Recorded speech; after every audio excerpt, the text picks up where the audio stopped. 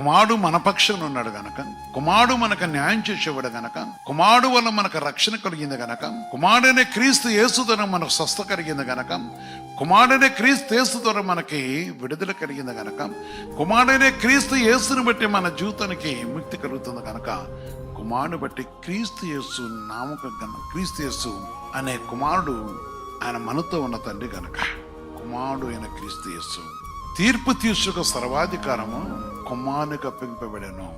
అందుకైనా అనేక అద్భుతములు జరిచినవాడు, అనేకులు క్షమించాడు. ఒక మనిషిని క్షమించుటకు అధికారం ఆయన కలదు. ఒక మనిషిని తీర్పు తీర్చాడు. ఏమన్నాడంటే, నీ పాపములకు క్షమింపబడినగా నీ పరిపెత్తుకుని వెళ్ళమన్నాడు. నీ పాపములకు క్షమింపడగా నీ చెయ్యి చాచు అన్నాడు. ఆశ్చర్యంగా ఈయనెవరయ్యా, ఈయనెవరు? పాపములకు క్షమించే అధికారం ఈయనకి ఇక్కడ ఉందన్నారు. అప్పుడు అన్నాడు, కుమారుడికి అధికారం కలదు అన్నాడు. ఆయన దేవుడి సన్నిధిలో విషయం మనం చూస్తున్నప్పుడు ఆయన కటాక్షం కలగజేసే దేవుడు. పేదలను కటాక్షించిన మహోన్నతమైన